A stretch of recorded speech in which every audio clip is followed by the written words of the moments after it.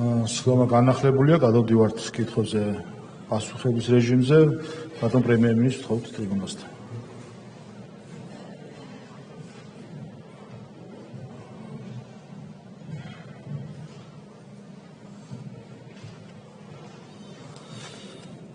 მადლობა ბატონო თავმჯდომარე, კოლეგებო და პირველ რიგში შეკითხვებისთვის მადლობა გადაგიხადოთ და თქვენ თითოეულ შეკითხვას გავცემ პასუხს.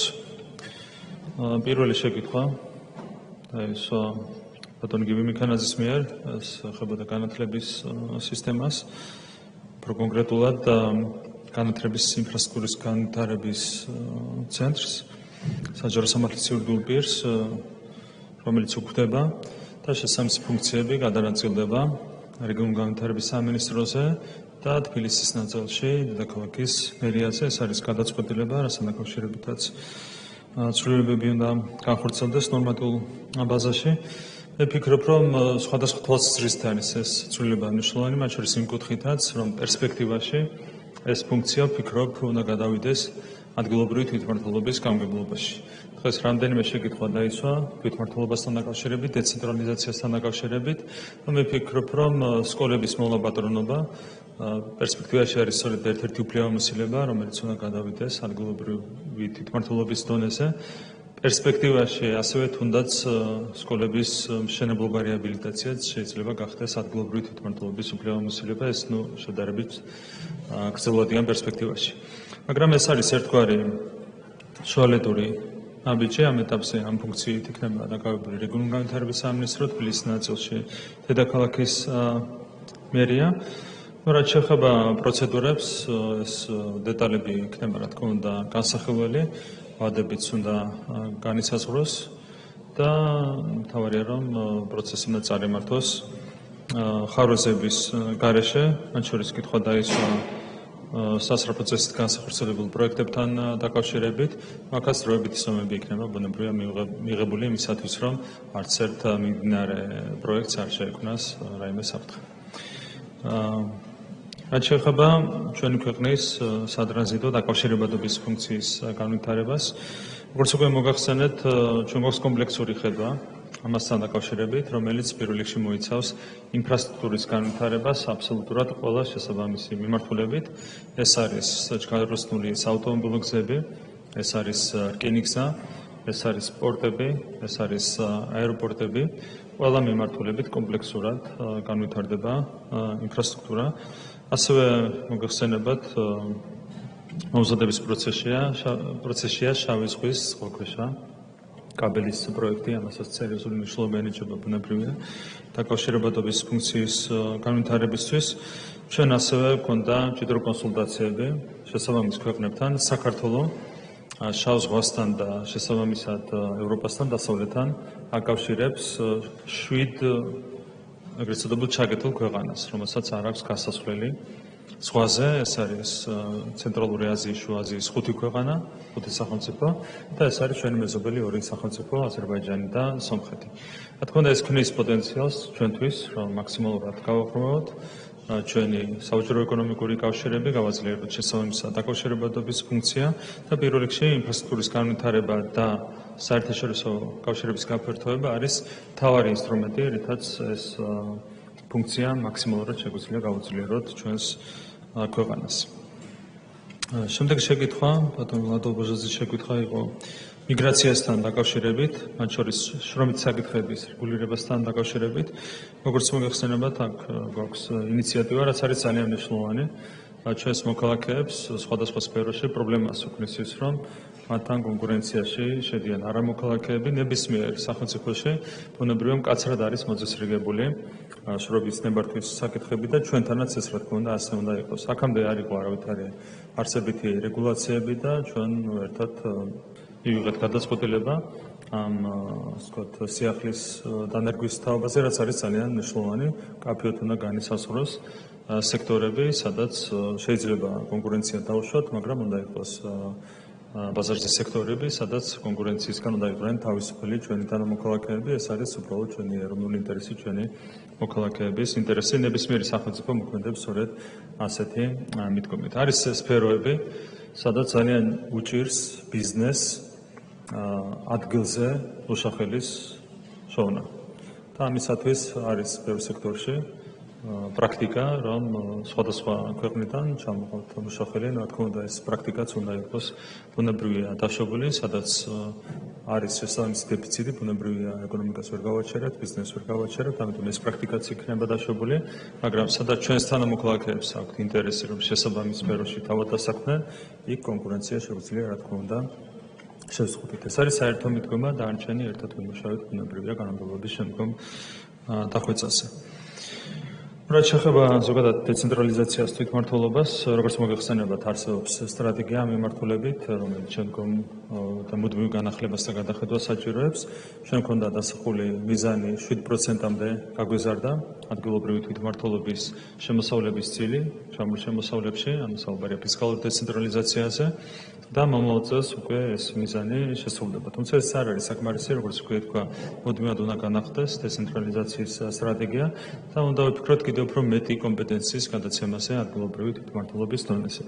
აქ აღსანიშნავია ასევე ის გარემოება, რომ ყველა კვლევის თანახმად ადგილობრივი თვითმმართველობა არის ყველაზე მაღალი საზოგადოებრივი ნდობით მოსარგებლე საჯარო ინსტიტუტი ჩვენს ქვეყანაში, რა თქმა უნდა, ამიტაც უნდა ვიამაყოთ და პლუს მაქსიმალური ასე ვთქვათ, სარგებელი უნდა მივიღოთ ამ ნდობისგან, შესაბამისად, რაც მეტი კომპეტენცია რაც მეტი შესაბამის კომპეტენცია გადავა ადგილობრივ დონეზე, ბუნებრივია მით უკეთესი.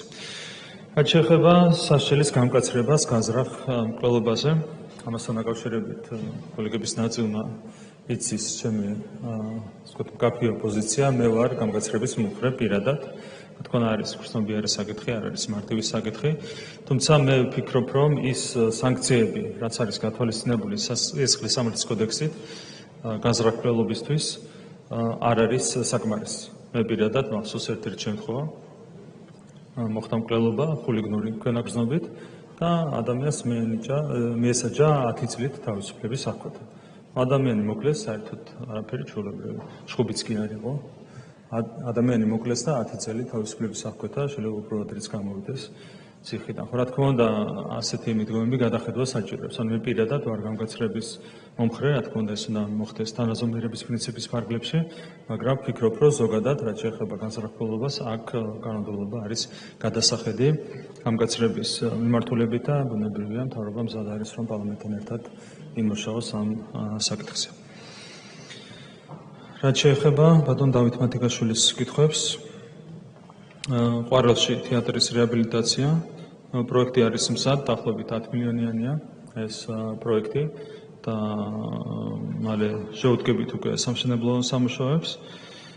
რაც შეეხება სპორტულ მოედანს, საცურაო აუზს, ამ მიმართულებითაც გადაიქმნება აქტიური ნაბიჯები და დავიწყებთ მშენებლობას. ზოგადად ვიტყვი კიდევ ერთხელ, რომ მულტიფუნქციური სპორტული ინფრასტრუქტურის განვითარება არის ჩვენი ერთ-ერთი უმთავრესი პრიორიტეტი. საბოლოო მიზანია, რომ ყველა მუნიციპალური ცენტრი იყოს უზრუნველყოფილი მულტიფუნქციური სპორტული ინფრასტრუქტურით. ეს მოიცავს მათ შორის საფეხბურთო სარაგბო მოედნებს, ეს მოიცავს შიდა მოედნებს, ეს მოიცავს საჭიდაო დარბაზებს, სხვადასხვა სპორტის სახეობებისთვის განკუთვნილ დარბაზებს, საცურაო აუზს და ამ შემდეგ. და ასევე მულტიფუნქციური ცენტრები უნდა მოიცავდეს კულტურულ ინფრასტრუქტურასაც, შემეცნებით კულტურულ ინფრასტრუქტურასაც, ანუ თავისი არსით უნდა იყოს თავიდან ბოლომდე მულტიფუნქციური. საბოლოო ჯამში ყველა მუნიციპალიტეტი იქნება უზრუნველყოფილი, რა თქმა უნდა, ყვარელი იქნება ერთ-ერთი პრიორიტეტი ამ თვალსაზრისით. რაც შეეხება ასოცირების ხელშეკრულებას, ბატონ ლევან მახაშვილის კითხვა იყო. ჩვენ გვაქვს კონკრეტული მიზანი დასახული 2028 წლისთვის გვინდა რომ შესრულებული კონდეს 90%-ზე მეტი ასოცირების ხელშეკრულებით გათვალისწინებული ვალდებულებებიდან და ამაზე რა თქმა უნდა აქტიურად განვახორციელებთ მუშაობას, ბუნებრივია ეს უნდა მოხდეს მთავრობისა და პარლამენტის აქტიური კოორდინაციით ახალ მომავალში ასევე გეგმავთ შესაბამისი კომისიის მოწვევას, სამთავრობო კომისიის მოწვევას. ერთ-ერთი პრიორიტეტია. კიდევ ერთხელ ვიტყვი, რომ ჩვენი ამბიციური მიზანია 2030 წელს გავხდეთ ევროკავშირის წევრი ქვეყანა. ამ კუთხით ერთ-ერთი მთავარი მიმართულება არის ბუნებრივი ასოცირების ხელშეკრულებით ანგლისური ვალდებულების შესრულება. ერთად ვიმუშაოთ ამ საკითხებთან დაკავშირებით, ჩვენ მხრიდან არის სრული საუბარი. რაც შეეხება რთველს, რთველისთვის მზადება უკვე დაწყებულია და ვფიქრობ, რომ ყველაფერი წარიმართება ხარვესების გარეშე, მთელი გუნდი არის მობილიზებული, განსაკუთრებით სოფლის მეურნეობის სამინისტრო ბუნებრივია, თავი და ბოლომდე ვიქნებით ჩართული ამ საკითხების ორგანიზებაში. ბატონი ანდონა ბოლაშვილის შეკითხვები, რაც შეეხება ბორჯომის ტრანზიტულ მოძრაობას, ეს რა თქმა უნდა არის სერიოზული გამოწვევა, პრობლემა თვითონ კურორტისთვის.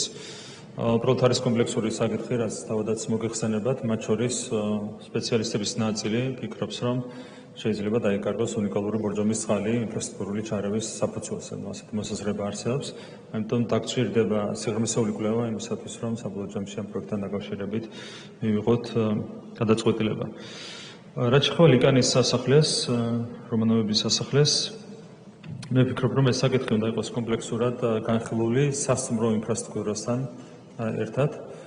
სასტუმრო ინფრასტრუქტურა საჭიროებს განახლებას, რეაბილიტაციას და შეგვიძლია გავცეთ დაპირება, რომ ვიმუშავებთ კომპლექსურად. როგორც სასტუმროს განახლების საკითხზე, ასევე ამასთან ერთად ლიკანის სასახლის განახლების საკითხზე და მალევე მივიღებთ გადაწყვეტილებას, თქვენი ჩართულობა იქნება ამ საკითხში ძალიან მნიშვნელოვანი. რაც შეეხება რაბათის ციხეს და მის რეაბილიტაციას, ბატონ რეზესოხაძესთან ერთად ქონდა საუბარი და დავიწყებთ მუშაობას, თქო და ერთ-ერთი პრიორიტეტია და ყველაფერი გაკეთება იმისათვის, რომ რაც შეიძლება სწრაფ ვადებში დავიწყოთ მუშაობა და განახორციელოთ რეაბილიტაციის პროექტი.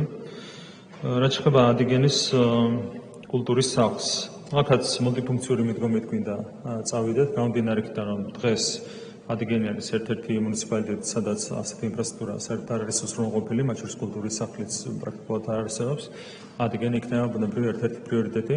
რაც შეეხება კონკრეტულად ვადებს, დღეს გამიჭირდება კონკრეტული ვადის დასახელება, მაგრამ ახლოს მომავალში ინფრასტრუქტურის სამინისტროსთან ერთად ჩვენ წარმოვადგენთ უკვე დეტალურ გეგმას, რომელიც თელს ქვეყანას მოიცავს და იქ იქნება ასახული პრიორიტეტები თავისი ვადების გათვალისწინებით და იქ უკვე შეგვიძლია კონკრეტულ ვადებზე საუბარი უშუალოდ ადიგენის მულტიფუნქციურ ცენტრთან დაკავშირებით.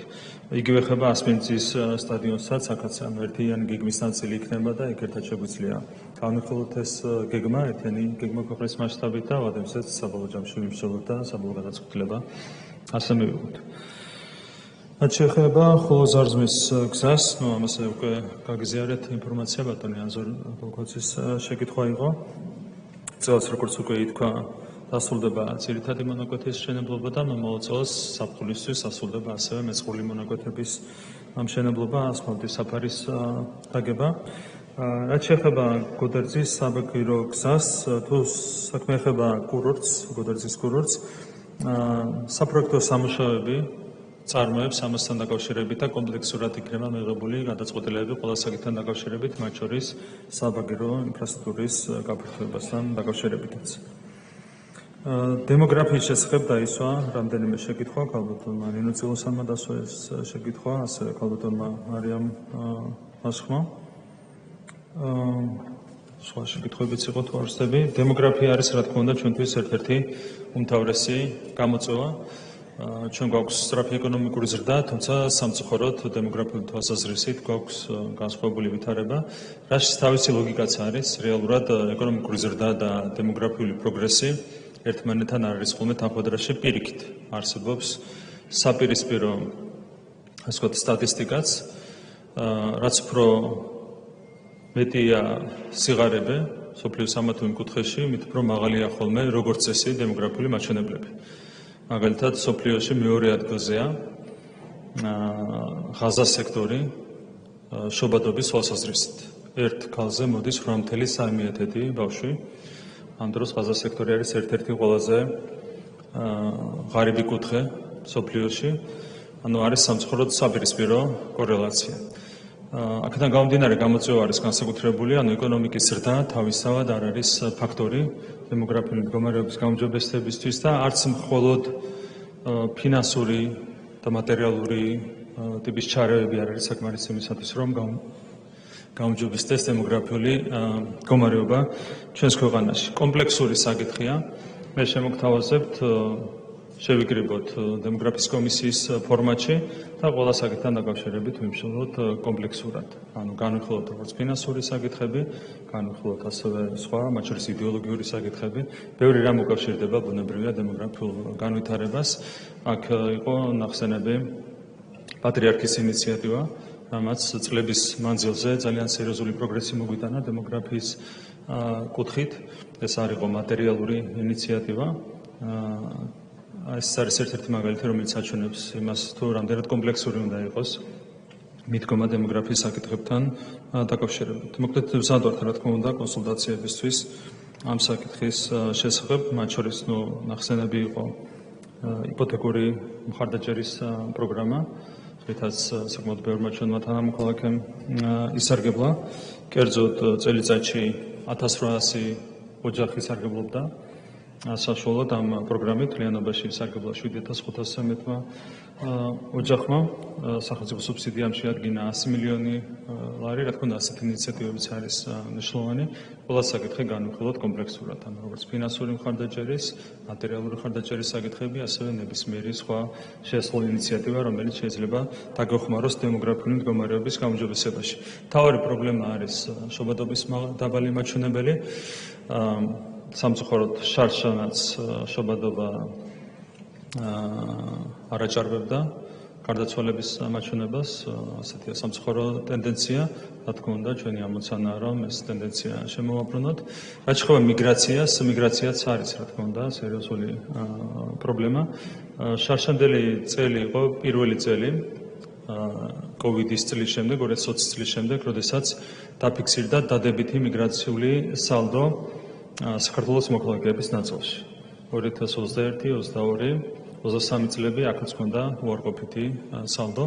აქაც არის, რა თქმა უნდა, ინიციატივებზე საფიქრებელი. მოკლედ ყველა საკითხი კომპლექსურად განვიხილოთ, რაც უკავშირდება დემოგრაფიას, მოვიწვიოთ კომისიის ხდომა და ვიმსჯელოთ ყველა თემაზე ერთად.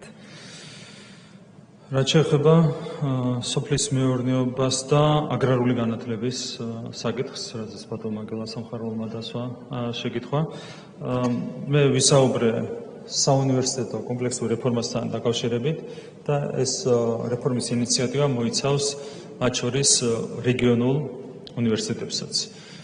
ასევე თქვენ მოგეხსენებათ, რომ საქართველოში მოქმედებდა საკმაოდ დიდი მასშტაბის აგრარული უნივერსიტეტი, რომელიც წინა ხელისუფლებამ გაასხვისა სხვა სტრატეგიულ, ასე ვთქვათ, ობიექტებთან ერთად და ამ დარგს ექცეოდა აგრარულ განათლებას, ექცეოდა მინიმალური ყურადღება, თუ საერთოდ ექცეოდა.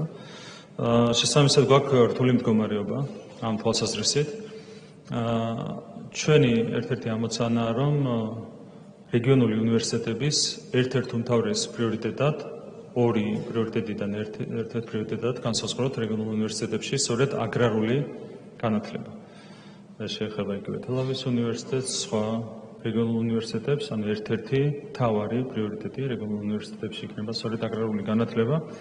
რისთვისაც დაგჭირდება, რა თქმა უნდა, შესაბამისი რესურსების გაძლიერება, შესაძლებლობის გაძლიერება, მათ შორის შეიძლება დაგჭირდეს მჭიდრო თანამშრომლობა უცხოურ უნივერსიტეტებთან, სახელმწიფო დაწესებულებებთან ამ მიმართულებით. მოკლედ ამ გეგმასაც დეტალურად წარმოგიდგენთ მოგვიანებით, როცა გაგაცნობთ საუნივერსიტეტო რეფორმის კონცეფციას. რაც შეეხება ფსიქოტროპულ მედიკამენტებს და ჩანაცვლებით თერაპიას, ბატონი საზალ ომელაძის შეკითხვა იყო ამასთან დაკავშირებით და ვადებთან დაკავშირებით დაისვა შეკითხვა.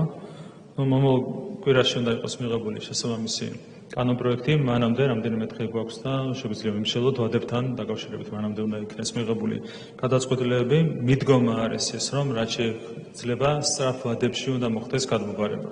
როგორც ფსიქოტროპული მედიკამენტების იმპორტის გადმობარება სახელმწიფოს მიერ, ასევე ჩანაცვლებითი თერაპიის პროგრამის გადმობარება სახელმწიფოს მიერ. რაც შეიძლება მოკლე უნდა იყოს ეს ვადები, თავარია რომ რაღაც ხარვეზები არ გაგვებაროს, ამიტომ ამ დღეების განმავლობაში ჯანდაცვის მინისტრთან ერთად, თქვენთან ერთად ვიმშობლოთ ყველა საკითხზე და მაქსიმალურად ჭიდრო ვადები განსაზღვროთ, როგორც ერთი, ასევე მეორე მიმართულებით. რაც შეეხება ქუთაისის საერთაშორისო უნივერსიტეტს, ჩვენი საუნივერსიტეტო რეფორმის კონცეფცია მოიცავს ქუთაისის უნივერსიტეტის შესაძლებლობის განვითარებასაც. დღეს ჯერ კიდევ შეზღუდულია, მათ შორის ინფრასტრუქტურიდან გამომდინარე, თანამედროვე ვითარდება ინფრასტრუქტურა, შესაძლებლობები, მათ შორის კონტინგენტი, რომელსაც იღებს ქუთაისის საერთაშორისო უნივერსიტეტი.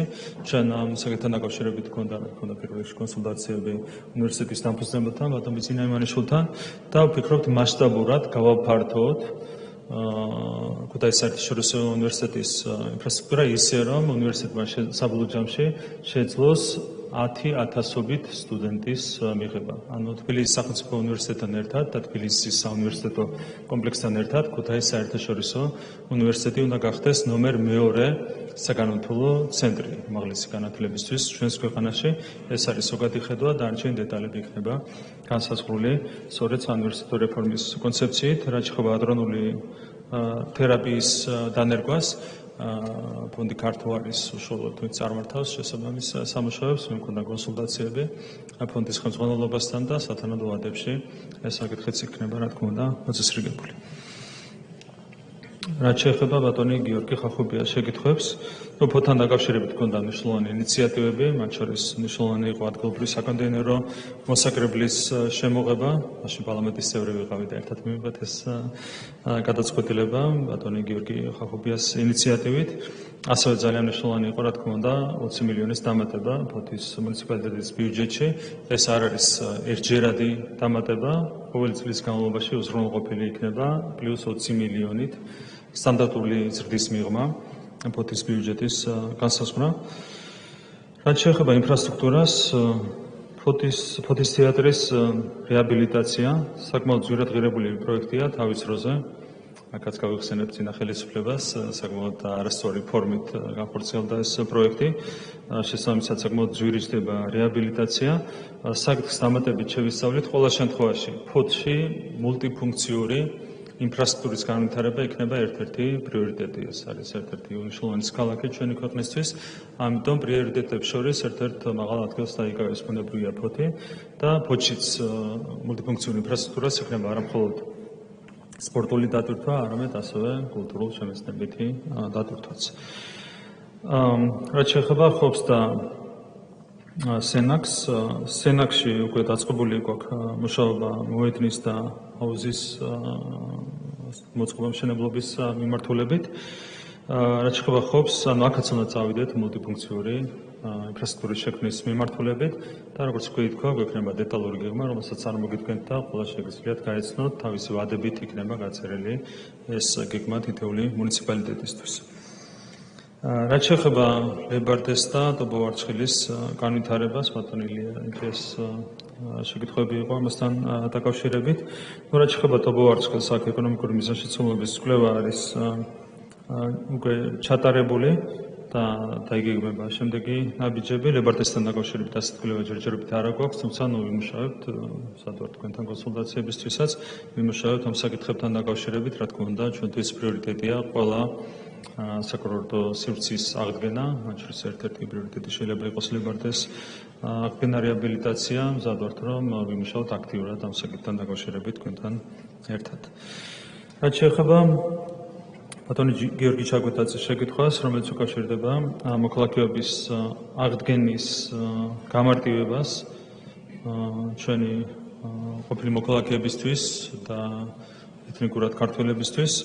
შესაბამისი კანონპროექტი პრაქტიკულად უკვე მომზადებულია, სერიოზულად იყო გართულებული შესაბამისი პროცედურები. შესაბამისი კანონპროექტი პრაქტიკულად უკვე არის მომზადებული და თქვენთან კონსულტაციების საფუძველზე უკვე პარლამენტში შემოვიდათ ამ კანონპროექტს. იუსტიციის მინისტრი მუშაობდა ამ საკითხთან დაკავშირებით და მზად ვართ, რომ უკვე საშემოდგომო სესიიდან თქვენთან ერთად ვიმუშაოთ ამ კანონპროექტის მიღების შესახებ. რაც შეეხება ქალბატონი მაია ბითაძის შეკითხვებს, სანებართვო სისტემასთან დაკავშირებით მიღებულია კანონმდებლობა.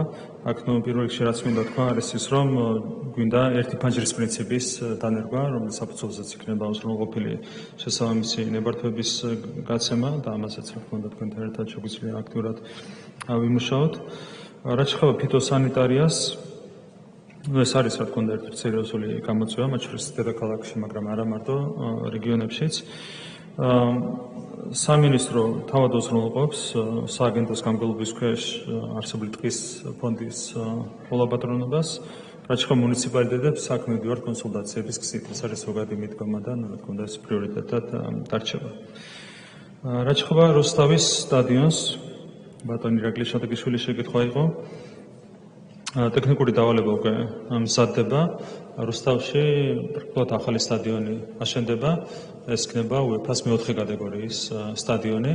რაც შეეხება მაყურებლის რაოდენობას, ვფიქრობთ 8-დან 10,000-მდე იყოს მაყურებლის რაოდენობა. ვფიქრობთ, რომ გამომდინარე დედაქალაქიდან სიახლოვიდან ძალიან კარგი იქნება ამ სტადიონის დატვირთვა, არა მხოლოდ ქალაქის თავშოთ საკლუბო საჭიროებებისთვის, არამედ ასევე თავშოთ საფეხბურთო გუნდებისთვის, ახალგაზრდული ნაკრებისთვის მაგალითად, ასევე სარაგბო მატჩებისთვის, ან მაქსიმალურად გვინდა რომ დავტვირთოთ რუსთავის სტადიონი, რომელიც იქნება ძალიან გამართული ინფრასტრუქტურა, როგორც ვთქვა, UEFA-ს მეოთხე კატეგორიის სტადიონი აშენდება რუსთავში, დღეს არსებული სტადიონის ტერიტორიაზე. რაც შეეხება კამპუსს, კიდევ ერთხელ ვიტყვი, რომ შესაბამისი კონცეფცია იქნება წარმოდგენილი და რუსთავის მიმდებარედ ვფიქრობთ კამპუსის შენებლობას, რაც ორმაგი თვალსაზრისით იქნება მომგებიანი, თბილისის განტვირთვა, ეს არის ერთ-ერთი ამოცანა, თბილისი მეტად არის დატვირთული და რუსთავი არის მეტად დასატვირთი, ასე ვთქვათ. თბილისის განტვირთვა და რუსთავის დატვირთვა, ორმაგი ეფექტი იქნება. ამ კამპუსის შენებლობას დანარჩენ დეტალებთან დაკავშირებით, რა თქმა უნდა, გაგიზიარებთ სრულ ინფორმაციას. ანუ ძალიან მნიშვნელოვანი იქნება რუსთავისთვის თავისთავად ამ პროექტის განხორციელება და ძალიან კომფორტული იქნება ასევე თვითონ უნივერსიტეტის პოტენციური სტუდენტებისთვის ეს პროექტი. რაც შეეხება ენერგეტიკას, ბატონი ბეჟანცაკიძის შეკითხვა იყო თვითგმარობასთან დაკავშირებით. ჩვენ გვაქვს გეგმა 2030 წელს მივახციოთ ასე ვთქვათ თვითგმარობას, როდესაც მოხმარებას გადააჭარბებს გამომუშავება. დაახლოებით 10,000 მეგავატი არის ამისათვის საჭირო და მივყვებით გეგმას. როგორც უკვე აღინიშნა, ჩვენ ვფიქრობთ სერიოზული რეფორმების გატარებას ენერგეტიკის სფეროში და სწორედ ეს რეფორმები იქნება იმის გარანტია, რომ ეს გეგმა პირნათლად თავიდან ბოლომდე შესრულდება. რაც შეეხება ბატონი ზვიად შალამბერიძის შეკითხვას მაღალმთიანი რეგიონების განვითარების შესახებ. თქვენ იცით, რომ ძალიან მასშტაბური ინიციატივები განხორციელდა ჩვენი ხელისუფლების პირობებში მაღალმთიანი რეგიონების მიმართულებით და რა თქმა უნდა ყურადღებას არ მოვაქლებთ მომავალშიც მუდმივად ვესწრებით ახალი ინიციატივების შემუშავებას იმისათვის რომ მაღალმთიანი რეგიონები კიდევ უფრო მეტად განვითარდეს იმისათვის რომ მაქსიმალურად ამაგრდეს ადგილობრივი მოსახლეობა მაღალმთიან რეგიონებში ბუნებრივია პარლამენტთან გვექნება მჭიდრო კონსულტაციები ამ საკითხზე. რაც შეეხება შორაპნის ციხეს ამასთან დაკავშირებით გავივლით კონსულტაციებს, დამუშავებული არ არის ეს საკითხი, გვექნება კონსულტაციები როგორც კულტურის სამინისტროსთან, ასევე ინფრასტრუქტურის სამინისტროსთან. მოვამზადებთ მიდგომას და თქვენთან ერთად გავივლით, რა თქმა უნდა, ამ საკითხს. გეთანხმებით, რომ ძალიან ღირებული იქნება რეგიონისთვის, კონკრეტულად სესტაფონის მუნიციპალიტეტისთვის ამ ძეგლის აღდგენა და რეაბილიტაცია. რაც შეეხება ბატონის ოზარსობარის შეკითხვას ჰესებთან დაკავშირებით, მე აღვნიშნე, რომ იყო აბსოლუტურად არასწორი პრაქტიკა დამკვიდრებული ამ მიმართულებით. მათ შორის იყო შანტაჟის პრაქტიკა, იყო შემთხვევები, როდესაც გამოყავდათ ხალხი და მერე წელში უჯდებოდნენ კონკრეტულ ინვესტორებს, კონკრეტული ფაქტები ვიცით ამასთან დაკავშირებით. იყო სხვა შემთხვევებიც, როდესაც პოლიტიკური ინტერესი იყო. მათ შორის მე შეგახსენებთ, რომ ერთ-ერთი მსხვილი ჰიდროელექტროსადგურის შენებლობისას უცხოეთიდან არ გამჭრვალედ დაფინანსებული NGO-ები გამოყავდათ იმისათვის, რომ ეს პროექტი დაებლოკათ. ეს არის აბსოლუტურად არაჯანსაღი მიდგომა. კიდევ ერთხელ გაიმეორებ, რომ ვიღაცას მოეჩვენა, რომ სახელმწიფო იყო დასუსტებული, შეიძლება რაღაც ობიექტური მიზეზებიც იყო მაშინ თავის დროზე. დღეს არის სხვა მდგომარეობა, სადაც სახელმწიფო სჭირდება შესაბამისი ეკონომიკური სტრატეგიული ობიექტების მშენებლობა, ყველა ობიექტი აშენდება. ჩვენ როცა ვსაუბრობთ თვითგმარობაზე, ხო, 10.000 მეგავატზე, რა თქმა უნდა, ჰიდროელექტროსადგურების მშენებლობის და განვითარების გარეშე ეს მიზანი ვერ იქნება მიღწეული და არა თუ თვითგმარობაზე ვერ ვისაუბრებთ, ეკონომიკური ზრდას ელემენტარულად ვერ დაეწევა ენერგეტიკის განვითარება. და გვიქნებით აბსოლუტურად პრინციპულები, სახელმწიფო არის დღეს ძალიან ძლიერი და ნებისმიერ ცდილობას, რომ ხელოვნური დაფუძნება შეექმნას ჩვენი სტრატეგიული ეკონომიკური ობიექტების განვითარებას, რა თქმა უნდა, სახელმწიფო სათანადოდ დაუპირისპირდება. რაც შეეხება ლენტეხი მესტიის დამაკავშირებელ გვირაბს, საკმაოდ ძვირადღირებული პროექტია, მილიარდზე მეტი ხდება. ამ პროექტის განხორციელება, საბოლოო ჯამში რთულია გადაწყვეტილების მიღება, სწორედ მაღალი ხარჯებიდან გამომდინარე, მას საკითხებზე რა თქმა უნდა კომპლექსურად აღჭირდება მშენებლობა. პერსპექტივაში გასაკეთებელია უბრალოდ დროის კუთხით სამშენებლო, როდის შეიძლება კონდეს ამის ფინანსური რესურსი. რაც შეეხება მარნეულის წყალმომარაგების პროექტს, გათახმებით, რომ სერიოზული ხარისხები წარიმართა ეს პროექტი იყო სერიოზული პრობლემები კომპანიასთან, რამაც მარნეულის მოსახლეობა შეუქმნა სერიოზული პრობლემები. ძალიან დიდი ხნის განმავლობაში გადათხრილი იყო და დღესაც გადათხრილია ქუჩების დიდი ნაწილი. აქ შეგვიძლია დაპირება მოგცეთ, რომ სადაც შესრულებულია უკვე წყალმომარაგების სამუშაოები, იქ მაქსიმალურად სწრაფ ტემპებში ინფრასტრუქტურის სამინისტრო ქონდა უკვე კონსულტაციები ბატონი სოხაძესთან, მაქსიმალურად სწრაფ ტემპში იქნება უზრუნველყოფილი გზების დაგება და დანარჩენსაც მაქსიმალურად დავაჩქარებთ, მიუხედავად იმისა, რომ ხარისხები იყო, რა თქმა უნდა, სერიოზული, ანუ მაქსიმალურად დავაჩქარებთ როგორც ქუჩების კეთილმოწყობას, ასევე თვითონ ამ ძირითადი პროექტის სწრაფ ტემპებში დასრულებას. რაც შეეხება ბატონი ლადო კახაძის შეკითხვებს, რა თქმა უნდა, ზოგადად პრიორიტეტია სამეგრელოს მონაკვეთის მშენებლობა. მე ასევე ვახსენე, რომ ჩვენ უკვე გვაქვს დაგეგმილი ანაკლიის მიმართულებით მაგისტრალური გზის მშენებლობა. თანთანობით, რა თქმა უნდა, გავაფართოებთ ამ ქსელს და პრიორიტეტად გვიქნება ბუნებრივია შენარჩუნებული გზის მონაკვეთის მშენებლობაც.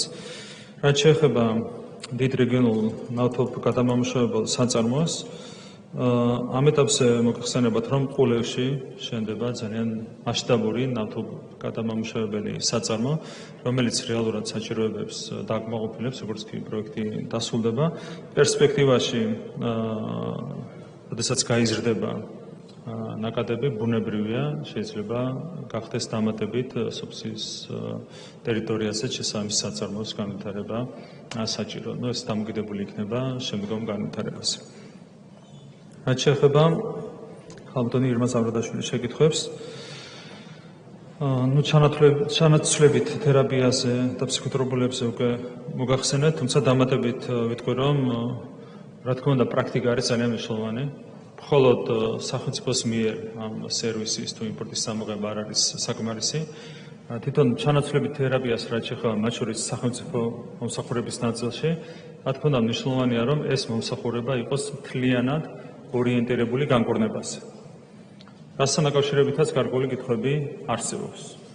მე შემიძლია მოგცეთ პირობა, თქო ჩანდაცვის მინისტრთან ერთად, რომ მაქსიმალურად გავაკონტროლებთ ამ პროცესს და ასევე გადავხედავთ მაქსიმალურად კაცრად პრაქტიკას. თუ არ არის ორიენტირებული პროცესი პაციენტის განკურნებაზე, ამ შემთხვევაში პაციენტი უნდა გავიდეს მომსახურებიდან, ეს იქნება ძალიან მკაცრად უზრუნველყოფილი. ამის გარეშე მხოლოდ სახელმწიფოს მიერ ამ სერვისის ამოღებას, რა თქმა უნდა, არავითარი ეფექტი არ იქნება. ანალოგიურად, რაც შეეხება ფსიქოთერაპიულებს, ერთია იმპორტის შეზღუდვა, რატომ არის მნიშვნელოვანი იმპორტის სამოღება სახელმწიფოს მიერ. იმიტომ რომ მთავარი, ვისაც აქვს ინტერესი, რომ მაქსიმალურად გაზარდოს ხელოვნურად რეალიზაცია, ეს არის სწორედ იმპორტიორი კომპანია. მაგრამ ამის მიღმა რჩება ბუნებრივია რისკები. რისკები რჩება თვითონ ფსიქოთერაპიული აფთიაქების დონეზე და რისკები რჩება რეცეპტების გამოწერის დროს ექიმების მიერ. ამიტომ აქ რა თქმა უნდა იმპორტის წამოღების მიღმა კაცრი კონტროლი უნდა დამყარდეს როგორც ერთი ასევე მეორე მიმართულებიდან. კიდევ ერთხელ გავიმერებ, რომ ბუნებრივია მხოლოდ იმპორტის წამოღება არ არის საკმარისი, უზრუნველყოფილი იქნება კონტროლის მაქსიმალური გამკაცრება, როგორც ერთი ისე მიმართულებით. ხო, სფერო არის ძალიან, ასე ვთქვათ, მოწყვლადი, ასე რომ ვთქვათ, რისკები არის ბუნებრივია სერიოზული. მასშტაბით ბევრად ნაკლები არ არის რისკები ჩვეულებრივი ნარკორეალიზაციასთან, ნარკოტიკების რეალიზაციასთან შედარებით, აქედან გამომდინარე დაგჭირდება მაქსიმალური ყურადღების გამოვლენა იმისათვის, რომ ბოლომდე გავანეიტრალოთ პრობლემები ამ სფეროში. რაც შეეხება ონკოპაციენტებს და ადრეულ დიაგნოსტიკას, სკრინინგის პროგრამა არის ერთ-ერთი მნიშვნელოვანი პროგრამა, რომელსაც ვახორციელებთ ჯანდაცვის სფეროში და წარმატებით ხორციელდება, თუმცა ძალიან მნიშვნელოვანია თვითონ მოცვის არეალი გაიზარდოს და ამაზე აქტიურად ვიმუშავებთ. ანუ ჩვენი ამოცანაა, რომ მინიმუმ 4-ჯერ გაიზარდოს დაფარვის არეალი, რეალური სტატისტიკა და ამაზე რა თქმა უნდა ჯანდაცვის სამინისტრო ძალიან აქტიურად იმუშავებს. რაც შეეხება პირველად ჯანდაცვას, აქ მჭიდრო თანამშრომლობა წარმოებდა საერთაშორისო ფინანსურ ინსტიტუტებთან და იგეგმება დამატებით 120 მილიონი ლარის გამოყოფა შემდეგი 4 წლის განმავლობაში ამ მიმართულებით, პირველადი ჯანდაცვის მიმართულებით. ეს რა თქმა უნდა სერიოზული ინვესტიცია, თუმცა გეგმის მიხედვით ამ ინვესტიციამ 120 მილიონი ლარის ინვესტიციამ უნდა მოგვცეს მთლიანობაში ჯანდაცვაში 150 მილიონი ლარის ეკონომია. ანუ საბოლოო ჯამში მართალია ეს არის ერთ შეხედვით ინვესტიცია, თუმცა ეკონომია უნდა მოგვცეს იმაზე მეტი ვიდრე ინვესტიცია ჩაიდება ამ მიმართულებით. ანუ აქტიურად წარიმართებოდა ამაზე მუშაობა და შესაბამისი პროგრამა აუცილებლად განხორციელდება და ეს დაფინანსებაც აუცილებლად იქნება გამოყოფილი. რაც შეეხება დიდობის საკითხებს, პროფსასწავლებელი ამასთან დაკავშირებით კონსულტაციები დაგჭირდება მერიასთან, გავერკვევით ვისი არის თავისთავად ეს ინფრასტრუქტურა, ვისი საკუთრება, ასეც და ისეც მერიასთან დაგჭირდება კონსულტაციები და შევეცდებით რა თქმა უნდა, რომ კონკრეტული ფუნქცია მივცეთ ამ ინფრასტრუქტურას, იქნება ეს პროფესიული სასწავლებელი თუ მულტიფუნქციური ცენტრი. მოგეთ ამასთან დაკავშირებით აქტიურად ვიმუშავებთ. რაც შეეხება ნორჩ დინამოელს და სუკონკის მოედანს, როგორც თქვენც აღნიშნეთ, სუკონკის მოედანი პრივატიზებულია და არ ვიცით აქ რა შეიძლება გაკეთდეს. რაც შეეხება ნორჩ დინამოელს, მართალია ეს ობიექტიც იყო პრივატიზებული სამშენებლო დანიშნულებით, რაც პირდაპირ დანაშაული იყო, წინახლის ფლების მიერ ჩადენილი დანაშაული. ნორჩი დინამოელი არის ჩვენი ისტორიის ნაწილი, როგორც მოგეხსენებათ და აბსოლუტურად უგულოდ პირდაპირ გაასხვისეს ეს უნიკალური ბაზა, ასე ვთქვათ, სამშენებლო დანიშნულებით. თან მერე გაირკვა, რომ იქ მშენებლობაც არ იყო შესაძლებელი, გამომდინარე იქიდან, რომ მეტროს ინფრასტრუქტურა გადის შესაბამისი ნაკვეთის ქვეშ, დარჩა ეს ტერიტორია პრაქტიკულად მიტოვებული. ამასთან დაკავშირებით დაწყებული გვაქვს მუშაობა და არსებობს რეალური შესაძლებლობა იმისა, ანუ უკვე საკმაოდ ღრმად ვართ შესული ამ პროცესში, რომ წელსვე წამოვიღოთ და გადავცეთ, რა თქმა უნდა, შესაბამის კერძო სუბიექტთან მოლაპარაკების საფუძველზე წამოვიღოთ და გადავცეთ ეს ინფრასტრუქტურა საქართველოს ფეხბურთის ფედერაციას იმისათვის, რომ სრულფასოვნად აღდგეს ნორჩი დინამოელის ბაზა დიდების ტერიტორიაზე. რაც შეეხება სოფელ დუისის სკოლას, ბატონმა ირაკლი ხადაგიშვილმა დასვა შეკითხვა ამასთან დაკავშირებით, ჩვენ სია გვაქვს შედგენილი პრიორიტეტული სკოლების და ამ სიაში შედის სოფელ დუისის სკოლაც. შესაბამისად პროცედურები დაიწყება. ვესწრებით მაქსიმალურად უმოკლეს ვადებში პრიორიტეტულობიდან გამომდინარე დავიწყოთ შესაბამისი პროცედურები და შემდეგ უკვე საჯარო სკოლის მშენებლობა სოფელ დუისში. გელათთან დაკავშირებით დაისვა შეკითხვები.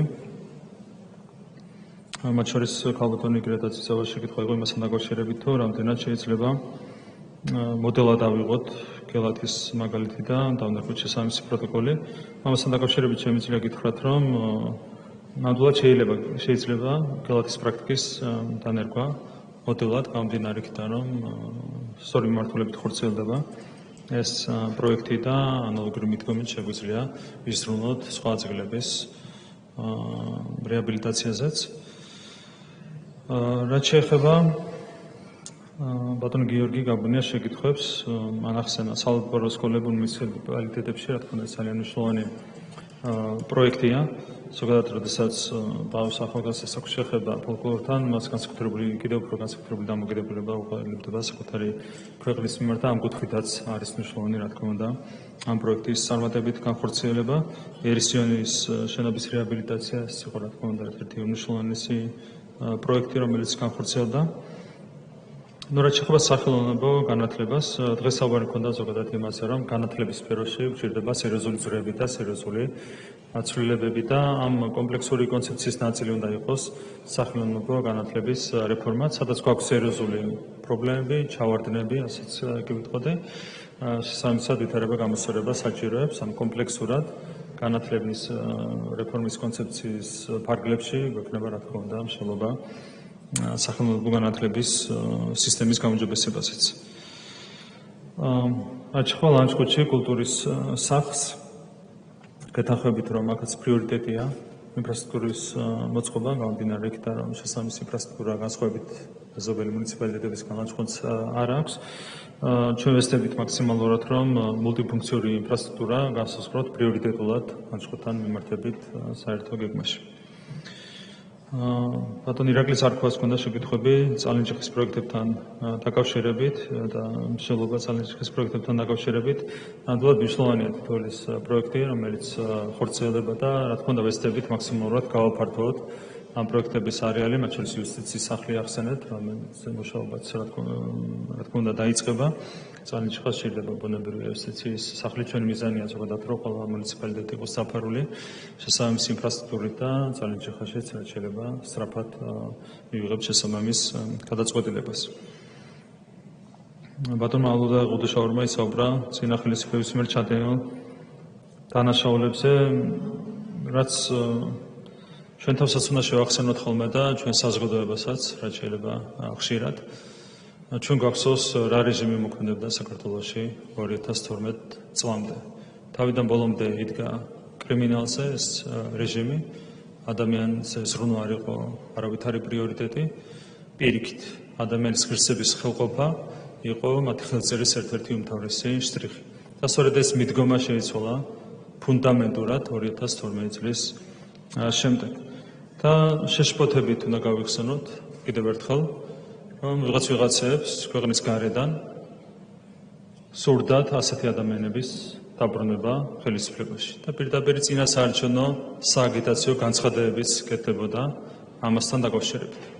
რა თქმა უნდა, ქართულ ხალხს ვერავინ აიძულებს, ვინც არ უნდა ურჩიოს ქვეყნის გარედან თუ შიგნიდან, ვერავინ აიძულებს ხელისუფლებაში დააბრუნოს კრიმინალები. ეს აბსოლუტურად დაუშვებელია.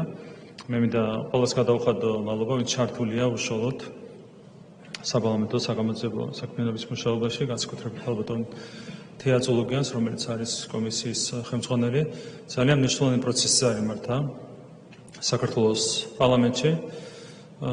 ფართო საზოგადოებას ხშირად შეიძლება ავიწყდებოდეს ის დანაშაულები, რომლებიც თავის დროზე იქნა ჩადენილი. ჩვენც კი ვინც უშუალოდ ვართ ჩართული პოლიტიკურ პროცესში, შეიძლება ემოციურ დონეზე მაინც გავიწყდებოდეს ის დანაშაულები და იმ დანაშაულების მასშტაბი, რასაც ადგილი ჰქონდა 2012 წლამდე. აქედან გამომდინარე, ძალიან მნიშვნელოვანი იყო და არის ის პროცესი, რომელიც წარიმართა და წარიმართება საგამოძიებო კომისიაში და მე ვფიქრობ, რომ ამ კომისიის მუშაობა უნდა დასრულდეს შესაბამისი შედეგით.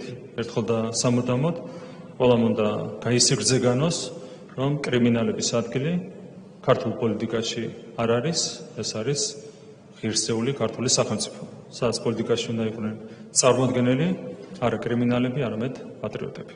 კიდევ ერთხელ მადლობა საგამოძიებო კომისიას განმეორებული საქმიანობისთვის. რაც შეეხება საინფორმაციო ტექნოლოგიებს, მე საუბარი მქონდა მნიშვნელოვანი პროგრესი, რომელიც გვაქვს ამ მიმართულებით, თუმცა ძალიან ბევრი რამის გაკეთება შეიძლება მომავალში. ერთ-ერთი პროექტი, რომელიც პრინციპში არ მიხსენებია, ეს არის ქუთაისის ტექნოლოგიური სივრცის ჰაბის განვითარება, ეს არის ძალიან მნიშვნელოვანი პროექტი. ბუნებრივია, მთავარია რომ მაქსიმალურად დავტვირთოთ ეს ინფრასტრუქტურა ამ მომავალში. ზოგადად სივრცე ძალიან დიდია განვითარებისთვის. IT სფერო, საინფორმაციო ტექნოლოგიების სფერო არის ერთ-ერთი ყველაზე მზარდი, სწრაფად მზარდი ჩვენს ეკონომიკაში, თუმცა იმდენად დიდია პოტენციალი, რომ მაქსიმალური ინვესტიცია არის ჩასედები ამ მიმართულებით. თქვენ გაქვთ გამორჩეული გამოცდილება ამ სფეროში და შესაბამისად მზადვართ, რა თქმა უნდა, მთავრობის შესაბამის წევრებთან ერთად აქტიურად ვიმუშაოთ იმისათვის, რომ ახალი ინიციატივები წარუდგინოთ ამ სფეროში. ერთ-ერთი ინიციატივა, რაც თქვენც ახსენეთ, იყო სამწლიან ბინადრობის ნებართვასთან დაკავშირებული საჭიროა მაქსიმალური წამახალისებელი ზომების მიღება იმისათვის, რომ ეს სექტორი ჩვენს ქვეყანაში განვითარდეს, რა თქმა უნდა, მზადვართ თქვენთან ძალიან მშვიდობა თანამშრომლობისთვის. დიდი მადლობა, მეგონი ყველა შეკითხვას გავეცი პასუხი. იყო არა შეკითხვები, არამედ მოსაზრებები სპორტთან დაკავშირებით, კიდევ ერთხელ მინდა ხაზი გაუსვა წარმატების მნიშვნელობას ამ სფეროში. ჩვენ ვართ პატარა ქვეყანა და შესაბამისად დიდ ომებში ვერ მოვიგებთ, არც გვინდა ჩავერთოთ, არც დიდ და არც პატარა ომებში. და ასეთ ვითარებაში თავარი ასპარეზი, სადაც ქართულმა შეიძლება უმაღლეს დონეზე აწიოს ქართული დროშა და გააშკაროს ქართული ჰიმნი, არის სწორედ სპორტი და შესაბამისად ძალიან დასაფასებელია ჩვენი სპორტსმენების მიღწევები. ერთი რაც არ აღნიშნავს, ასევე არის განსაკუთრებული მიღწევა ქუჩა კვარაცხელიას მიერ ჩემპიონთა ლიგის მოგება და მასაც მინდა მიულოცოს განსაკუთრებული და გამორჩეული წარმატება. სპორტი არის სხვადასხვა ერთ-ერთი ყველაზე ხელშესახები სფერო, სადაც ზუსტად ჩანს ის თუ რა შედეგი მოაქვს კონკრეტულ ინვესტიციას. ჩვენი ამოცანა რომ ყველა მიმართულებით კონდეს ხელშესახები შედეგები, ზუსტად ისეთივე ხელშესახების შედეგები, როგორც გვაქვს სპორტის მიმართულებით. გვინდა მაქსიმალურად განავითაროთ ჩვენი ქვეყანა ყველა მიმართულებით და ამისათვის კიდევ ერთხელ გვერდებით, რომ საქართველოს მთავრობა ცდას და შრომას არ დააკლებს. დიდი მადლობა.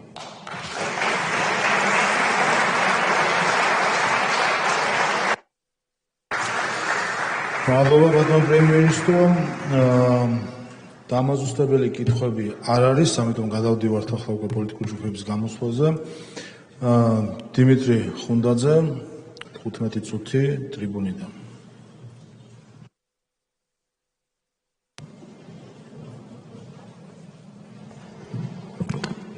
მადლობა, მოგესალმებით კოლეგებო, მივესალმებით პრემიერ-მინისტრს, სამთავრობო გუნდს, გისურვებთ წარმატებებს. მე პოლიტიკური ჯგუფის წარმომადგენელი ვარ, რომელთანაც ჩემ გუნდის წევრებთან ერთად მოგვიწია გაუყალავზე სიარული და ეს იყო რთული გზა, მაგრამ უალტერნატივო წინააღმდეგ შემთხვევაში ქვეყანა უბედურებას ვერ აიცილებდა. არადა ამ ქვეყნის უბედურებას ბევრი ელოდა, როგორც ქვეყნის გარეთ, ასევე ქვეყნის შიგნით. რომ მორჩილად ექციათ საქართველოს, ცალფეხზე დაეყენებინა და ნებისმიერი დაკვეთა გარედან გამისამართებული შიგნით შემსრულებებს უკვე ყოველგვარი წინააღმდეგობის გარეშე შეესრულებიან და საბედნიეროდ ჩვენ ეს ავიცილეთ. ალბათ ყველა დამეთანხმებით, რომ ამ გზაზე პრემიერ-მინისტრი ირაკლი კობახიძე იყო საკმაოდ პრინციპული, შეუდარებლად პრინციპული და ის სახელმწიფო საქართველოს ინტერესებს არ უთმობდა არავის არც ქვეყნის შიგნით და არც ქვეყნის გარეთ, არც დიდებს და არც პატარებს. როცა საუბრობ მშვიდობაზე, ვფიქრობ, რომ აუცილებელია, რომ ბატონი ბიზნესმენის ჩართულობა, მისი დამსახურება აუცილებლად ვახსენოთ და ამ ტრიბუნიდან, მხოლოდ არა როგორც პოლიტიკოსმა, არამედ როგორც ოჯახის უფროსმა, რომელსაც ყავს შვილების და შვილიშვილების, მადლობა გადაუხადო მშვიდობისათვის და ვფიქრობ, რომ ეს თითოეული ოჯახისათვის ასეთი ქმედება მართველი გუნდისგან და ნებისმიერი სასიკეთოდ ჩართული ადამიანისთვის ნებისმიერი ოჯახიდან ის იმსახურებს მადლობას. არადა დღეს მსოფლიო იარაღზე იყურება და ბევრი ელოდება და ახლა ცდილობს რომ საქართველოს ჩართოს ღია დაპირისპირებაში. ხან მიშა შემოგვიყვანეს, ხან სანქციები მოგთხოვეს, ხან იარაღის გაგზავნა დაგვავალდებულეს, მებრძოლები ჩარტერებით უნდა გაგვეგზავნა. რა თქმა უნდა, ეს იყო მიუღებელი და ეს იყო სწორედ ის გზა, რაც საქართველოს მიიყვანდა ომამდე. პირდაპირ დაიწყეს თვალებში ნაცრის შეყრა. დეზინფორმაცია, რომელიც ტრობის სტიმულირებისთვის იყო გამოყენებული, ზიზღის ენა, ბულინგი, რომ სიმართლის თქმისაგან ხელი აეღო ნებისმიერ მოქალაქეს და მათ შორის პოლიტიკოსებსაც, რომ მათ თავის საქმე არ გაეკეთებინათ და მორჩილად დამორჩილებოდნენ გარე დაკვეთებს.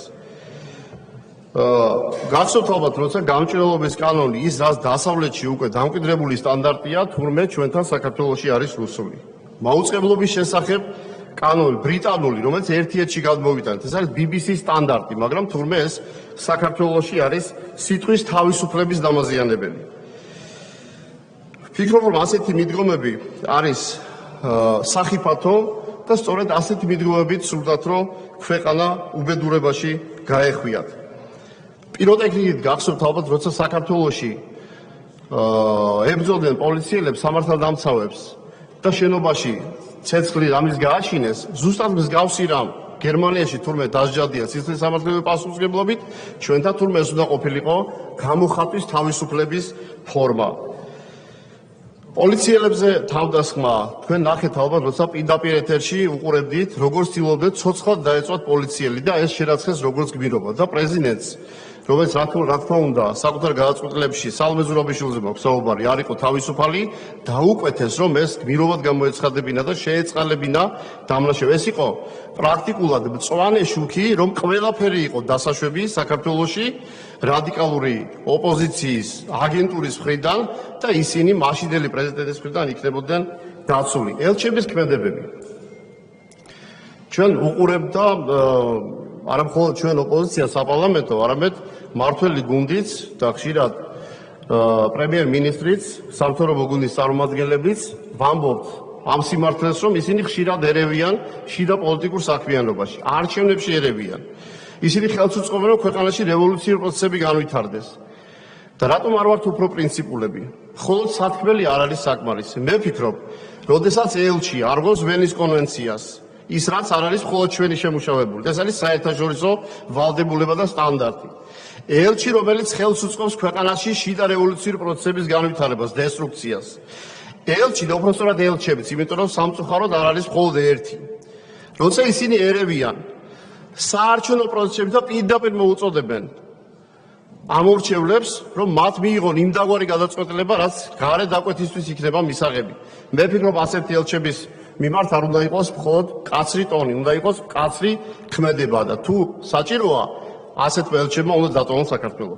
და მე გთხოვთ, რომ უფრო პრინციპულები იყოთ, ვიდრე მხოლოდ პრინციპულობა გამოიხატებოდეს სათქმელში. ეხლა მე მქონდა უფრო პოლიტიკურ ასპექტებზე დაგეგმილი, რომ აქცენტები გამეკეთებინა, მაგრამ დემოგრაფიულმა საკითხებმა არაერთხელ გაიჟღერა დარბაზში. მე მოხარული ვარ, რომ ეს საკითხი უკვე წამოიწია და ამაზე საუბრობს უკვე არაერთი დეპუტატი. და აქვე მინდა ხაზი გაუსვა, რომ ქვეყანას, როდესაც აქვს 20% დაკარგული, ასეთ ქვეყნის ხელისუფლებას არ აქვს უფლება გარისკოს საკუთარი ტერიტორიები კიდე დასაკარგად. და როცა ქვეყანას აქვს დემოგრაფიული პრობლემები, ასევე არ აქვს ხელისუფალს უფლება იმისა, რომ საკუთარი მოქალაქეები და მით უმეტეს ახალგაზრდები გაჭიროს წინასწარ წაგებული ომისათვის. ეხლა როცა ვსაუბრობთ ჩვენ დემოგრაფიაზე, ეს არ არის მხოლოდ მოსახლეობის აღწერა. თქვათ, რამდენი დაიბადა, რამდენი გარდაიცვალა, ეს არის პირდაპირ სახელმწიფო უსაფრთხოების საკითხი. ის რომ ქვეყანაში შობადობა დაბალი, ეს სამწუხაროდ ნამდვილად დასია, მაგრამ ეს არ არის თვეების და ერთეული წლების პრობლემა. ეს 90-იანი წლებიდან მოდის, მას შემდეგ რაც ქვეყანაში პოლიტიკური არასტაბილურობა იყო, ეკონომიკური სიდუხჭირე, შიდა ომები და ასე შემდეგ, მას შემდეგ რა თქმა უნდა ქვეყანაში არის შობადობა დაბალი. და სწორედ ეხლა არის დემოგრაფიული სარკისებური ასახვა მევენდელ პერიოდში, რომ ჩვენთან იმაზე ნაკლები ბავშვი იბადება, ვიდრე იბადებოდა საქართველოში მეორე მსოფლიო ომის შემდეგ. ყველაზე მაღალი შობადობა იყო 1961 წელს, როცა 104,000 ახალშობილი გაჩნდა, დღეს ამის ნახევარიც არ არის და უფრო მეტიც. ერის აქტიური დაბერების პროცესი მიმდინარეობს და თუ მე-20 საუკუნის პირველ ნახევარში 751,000 დაჭარბებდა ბავშვთა რაოდენობა ხანდაზმულთა რაოდენობას, დღეს აბსოლუტურად პირიქითაა 100,000 დაჭარბებს ხანდაზმულთა რაოდენობა ბავშვების რაოდენობას. რა თქმა უნდა, ეკონომიკური წინსვლა მნიშვნელოვანია ქვეყნისათვის, მაგრამ ეს არ არის გამოსავალი. იმიტომ რომ ზოგადად მახასიათებელი ქვეყნებისაც არის ამდაგვარი. განვითარებად ქვეყნებში უფრო მეტი ბავშვი იბადება, ვიდრე განვითარებულ ქვეყნებში. ისე რომ ეკონომიკასთან პირდაპირ კავშირში ეს არ არის. 155 მილიონი ბავშვი და განვითარებად ქვეყნებში იბადება 125 მილიონი. ისე რომ აქ ვფიქრობ, ეროვნულ იდეოლოგიას აქვს გადამწყვეტი მნიშვნელობა, ოჯახურ ტრადიციებს, ფასეულობებს, რაზეც აქცენტს აკეთებს სწორედ მართველი გუნდი და საპარლამენტო ოპოზიციას, რა თქმა უნდა, ამაში გვერდში ვდგავართ. რა თქმა უნდა, დაბალი შობადობა და ბავშვთა და შესაბამისად ახალგაზრდების რაოდენობრივი კლება, ესაც რა თქმა უნდა ქვეყნის უსაფრთხოების საკითხია. თავდაცუნარიანობა. როდესაც ჯარი არ არის იმ რაოდენობის და შესაბამისად იმ შესაძლებლობის, რა თქმა უნდა, თავდაცუნარიანობა ქვეყნის დგას კითხვის ნიშნის ქვეშ. ასევე როდესაც წარმოებელ ფენას, რომელიც ქმნის ძირითადად ეკონომიკას, აჭარბებს ხანდაზმულთა რაოდენობა, რომელიც ფინანსური რესურსის მიმღებია, რა თქმა უნდა, ეს უკვე საფინანსო უსაფრთხოების საკითხია, თუმცა, რა თქმა უნდა, ხაზს გაუსავ იმას, რომ ელის დაბერება არ არის ნეგატიური პროცესი, ეს არის დემოგრაფიის გარდაუვალი გარდაქმნის პროცესი და ეს ანიშნავს იმას, რომ ჩვენ ეს უნდა შევაჩეროთ. საჭიროა სწორი პოლიტიკის წარმოება, უკაცრავად. სწორი პოლიტიკის წარმოება, რომ ასეთი საფრთხები იქნას თავიდან აცილებული. მიგრაციული პროცესები. მე მინდა შილაკას საქმეთა სამინისტროს მადლობა ვუთხრა იმისათვის, რომ მიგრაციულ პოლიტიკასთან დაკავშირებით საკანონმდებლო ინიციატივა შემოიტანა და ნამდვილად ღირებულია იმისათვის, რომ საკანონმდებლო ბაზა იყოს შესაბამისი. რაც შეეხება მიგრაციას, ესაც უსაფრთხოების ნაწილია, მინდა გითხრათ. გარდა იმისა, რომ შიდა მიგრაციული პროცესებიც არ არის სახარბიელო და დიდ ქალაქებში ხდება მოსახლეობის გადამისამართებას, სასაზღვრო ზოლი პრაქტიკულად არის მოშიშვლებული. 2002-დან 2014 წლამდე დაახლოებით 2014 წლის მონაცემით 202 სოფელია, სადაც პრაქტიკულად გაუკაცრიელებული არც ერთი ადამიანი არ ცხოვრობს. და დაახლოებით 170 სოფელია, სადაც ესაც 2014 წლის მონაცემით, სადაც 5-დან ნაკლები მაცხოვრებელი ფიქსირდება ადგილზე. რა თქმა უნდა, საზღვარს იცავს მესაზღვრე, მაგრამ ადგილობრივი მოსახლეობა მნიშვნელოვნად ამცირებს საფრთხეებს და ისიც, რა თქმა უნდა, საზღვრის დაცვაში ღებულობს არაპირდაპირ მონაწილეობას. მიგრაციული პროცესები, რა თქმა უნდა, საყურადღებოა გარდა იმისა, რომ ბოლო ტენდენციებით ევროპულ ქვეყნებშიც, მათ შორის, სადაც სამუშაო ძალას ავსებდნენ იმიგრაციით, არაერთ ქვეყანაში დადგა საფრთხე იმისა, რომ გარკვეული პერიოდის შემდეგ შეიცვალა ადგილობრივი ჭარბი იმიგრაციის ხარჯი, შეიცვალა ადგილობრივი ეთნოკულტურა და შემდეგ პოლიტიკურ წარმომადგენლობაშიც გაჩნდა პრეტენზია უკვე მათი მხრიდან და არც თუ ისე იშვიათად ფიქსირდება, რომ იმიგრაციით და შემდეგ უკვე ადგილობრივი მაცხოვრებლების სტატუსით პოლიტიკაში წარმოდგენილი ეთნიკური ჯგუფები ხშირად მშობლიური ქვეყნის ინტერესებს ატარებენ და იცავენ.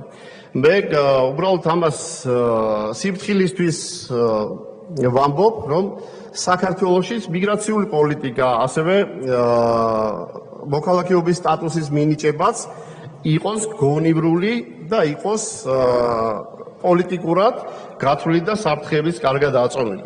რაც შეეხება ჩვენს, ასე ვთქვათ, საპარლამენტო ჩართულობას დემოგრაფიულ საკითხებში არის მნიშვნელოვანი, მაგრამ მინდა შეგახსენოთ, რომ 2015 წელს საქართველოს პარლამენტმა მიიღო სახელმწიფო დემოგრაფიული უსაფრთხოების კონცეფცია, მიღებული არის დაბერების პოლიტიკის დოკუმენტი, არის კონკრეტული სამოქმედო გვეგმა, მაგრამ რა თქმა უნდა ამ დროისათვის ის იქნება მოძველებული, ამიტომ მინდა პრემიერ-მინისტრს ვთხოვო, რომ მოვიწვიოთ ის, რასაც თქვენ უკვე თანხმობა განაცხადეთ, მოვიწვიოთ საბჭო და მას უნდა ერქვას არა დემოგრაფიული საბჭო, არამედ როგორც მთავარ დოკუმენტს ქვია, სახელმწიფო დემოგრაფიული უსაფრთხოების საბჭო. იმიტომ ეს არის პირდაპირ სახელმწიფო უსაფრთხოების საკითხი.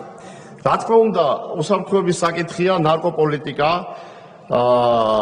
და ლიბერალურმა ნარკოპოლიტიკამ მიგიყვანა ძალიან მძიმე შედეგამდე. მე ამ პროცესებში უშუალოდ მიწევდა ბოლო წლების განმავლობაში ჩართულობა და ყოველთვის ვაფიქსირებდი საკუთარ თანამოაზრეებთან ერთად, რომ ლიბერალურ ნარკოპოლიტიკას სიკეთეს არ მოიტანდა. გახსოვთ მაშინ იყო აქტიური ერთ-ერთი არასამთავრობო ორგანიზაცია თეთრი ხმაური და თეთრი ხმაურით მოვედით შავ დღემდე.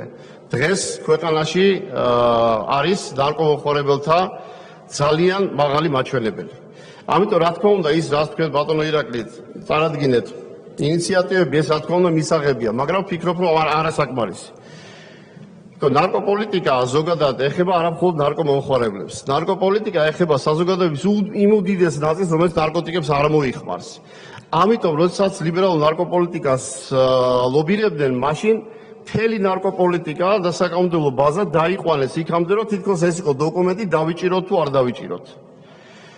მთელი საზოგადოება საუბრობდა ამაზე, რომ თურმე პარლამენტი ღებულობს ნარკოპოლიტიკის დოკუმენტს, რომ დაიჭირონ თუ არა ნარკომომხმარებლები. ეს არის მთელი, ასე ვთქვათ, სისტემა და პრობლემების ძალიან დიდი ჯაჭვი. რა თქმა უნდა, ნარკომომხმარებელი არ უნდა დავიჭიროთ. რა თქმა უნდა, ნარკოტიკების მოვაჭრება, ციკლით ვაჭრობა უნდა იყოს უმკაცრესი და ასე ვთქვათ, სასჯელი მათთვის, მაგრამ ასევე ფსიქოსოციალური სარეაბილიტაციო ცენტრები, რომლის დეფიციტიც გვაქვს და მომსახურების დონეც არ არის შესაბამისი. ამიტომ მინდა გთხოვოთ, რომ მხოლოდ ნარკომოვაჭრეთა სიმკაცრე და ასევე რა თქმა უნდა სწორია სააფთიაქო ნარკომანიის მიმართულებით მკაცრი გადაწყვეტილებები და საკანონმდებლო ცვლილებები, მაგრამ ასევე ჯანდაცვის სექტორი ამ მიმართულებით არის გასააქტიურებელი. განათლების რეფორმას, რომელიც თქვენ განაცხადეთ და მოხარული ვარ, რომ ძალიან მალე თქვენ უკვე პარლამენტს წარუდგენთ კონკრეტულ გეგმას. რა თქმა უნდა, ეს არის ძალიან მნიშვნელოვანი, იმიტომ რომ სიღარიბის დაძლევის კუთხით ქვეყანა პოზიტიური მაჩვენებლებით გამოირჩევა, მაგრამ სიღარიბეს მხოლოდ შემწეობებით ვერ დავძლევთ.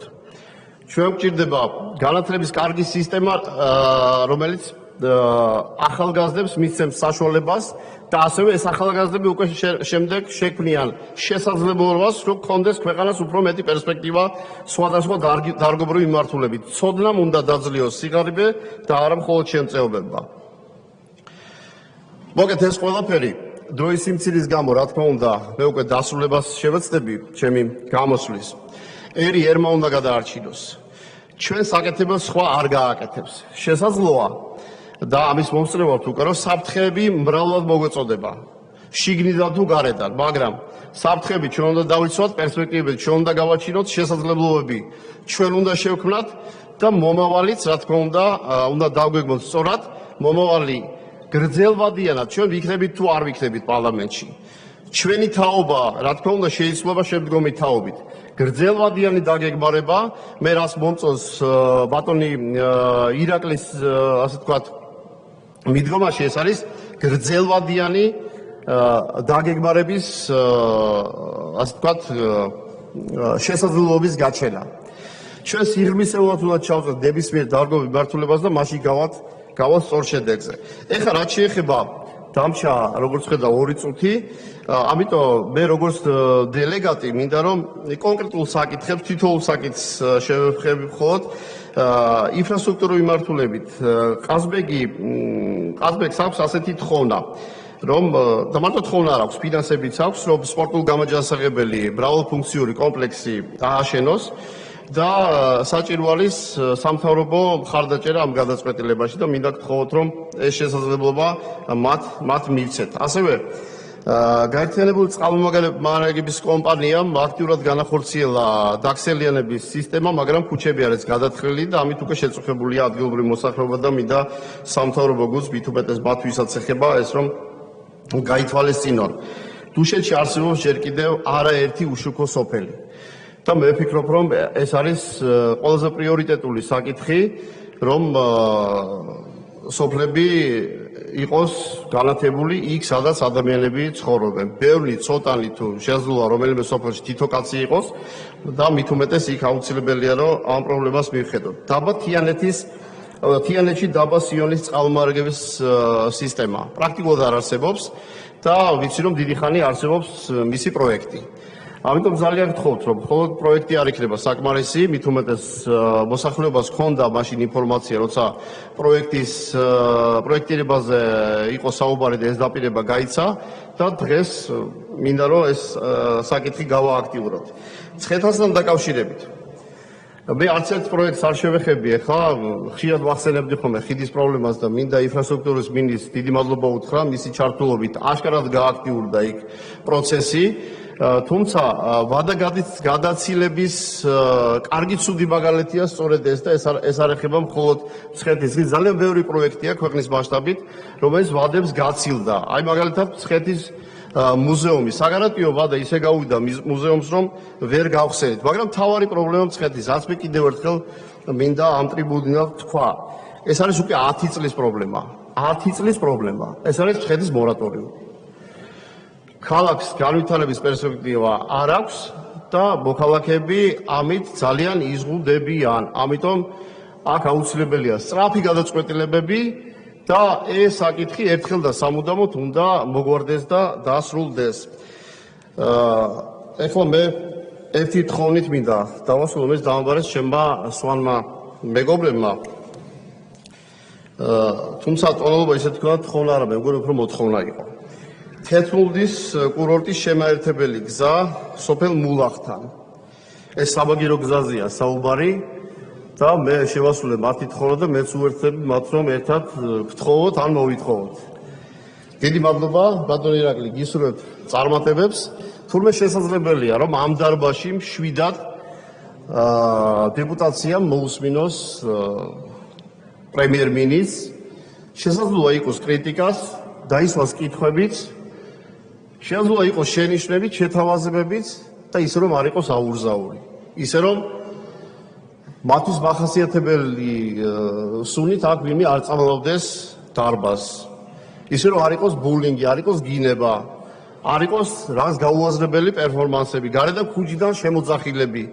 თუმცა შესაძლოა რომ კრიტიკაც, შეთავაზებებით, ზოგჯერ ყვახი ნათქვამით, შვიდ გარემოში ისე როგორც საპარლამენტო ცხოვრებას ეკადრება და მით უმეტეს საქართველოში, ისე ჩავატაროთ ასეთი საპარლამენტო დღე. დიდი მადლობა, გისურვებთ წარმატებებს. მადლობთ. საპარლამენტო უმრავლესობის სახელით მამუკა მდინარაძე. 20 წუთი რო ჩარცოთ ჯერ და შემდეგ ვნახოთ.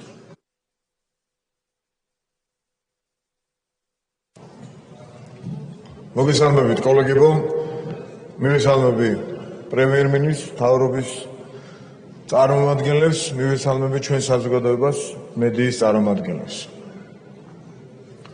დღეს იმდენ საკითხზე იყო მსჯელობა, რომ მე მგონია რომ დეტალურად მეც ბევრს ვერაფერს დავამატებთ და ერთი რამ შეგვიძლია ძალიან გულწრფელად ვთქვათ, რომ თუ კი ჩვენ გვინდა მოვისმინოთ საქართველოს პარლამენტის ტრიბუნიდან პასუხისმგებლიანი პოლიტიკოსის და ლიდერის ხედვა, ჩვენ ეს დღეს მოვისმინეთ საქმეზე ორიენტირებულად და არა ვთქვათ რაღაცა პიარზე დათვლილი, ეს ყველაზე რბილად რო ვთქვათ, რადგან სხვა მხრიდან ხშირად ხედავდით ხოლმე, ჩვენ დღეს საქმეზე გველაპარაკებოდა ქვეყნის ლიდერი.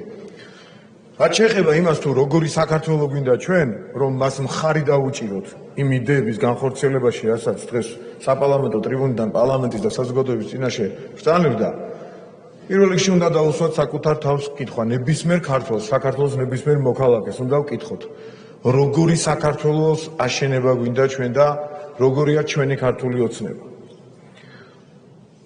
რამდენიმე წლის წინ რომელიმე ჩვენგანს რომ ეთქვა, რომ საქართველო შეიძლება გახდეს ევროპული ღირებულებების დისტრიბუტორი ევროპაში. ალბათ საშინლად დავიცინებოდით, მაგრამ დღეს აბსოლუტურად რეალური გახდა საბედნიეროდ და სამწუხაროდ. საბედნიეროდ, იმიტომ რომ ჩვენ ამისი თქმის საფუძველი გვაქვს და ჩვენ ეს შეგვიძლია. იმიტომ რომ ჩვენთვის ევროპა და ევროპულობა არის ქრისტიანული ღირებულებების, ოჯახის და მშობლების, სარწმუნოების პატივისცემა, სამშობლოს გაცდა, საკუთარი ქვეყნის და ხალხის პატივისცემა. და ამისი დისტრიბუცია სამწუხაროდ, იმიტომ რომ საჭირო გახდა ამისი დისტრიბუცია ევროპაში, რადგან ევროპელმა ლიდერებმა დღეს ისევ იმ სიტყვას გავიმეორებ, სამწუხაროდ მთლიანად გამოფიტეს ევროპა ევროპულობისგან.